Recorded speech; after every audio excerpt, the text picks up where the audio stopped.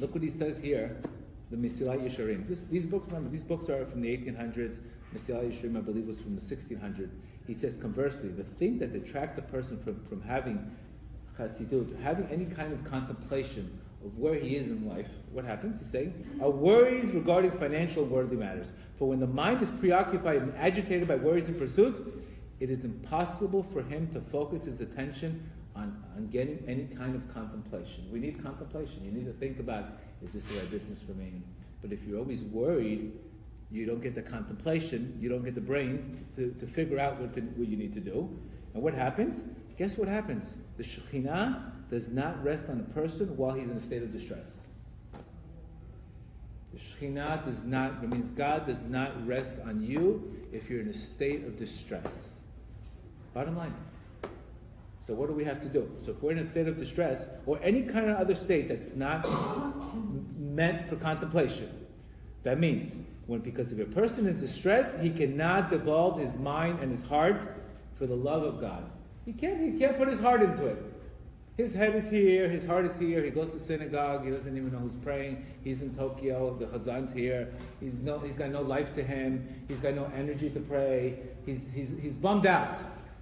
So what happens? Hashem completely removes himself from the person.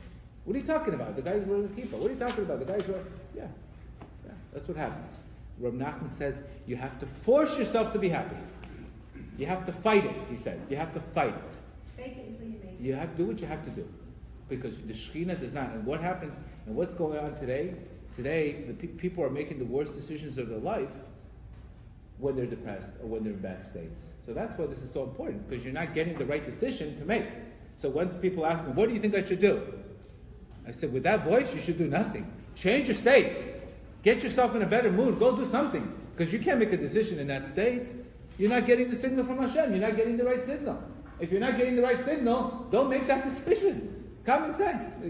The decision you're making now, it's not the best decision. You only make decisions when you're happy, because that's when a person has contemplation. That's when he knows he's getting a signal from Hashem. It's very simple. Either you have a Wi-Fi alert, or you don't or you don't have Wi-Fi. If you're depressed, you have no Wi-Fi. If you're happy, you have Wi-Fi. You can connect. I'm going to give it to you in a very, very practical example. It's not so hard. So we have to say, what's not making me get the Wi-Fi connection?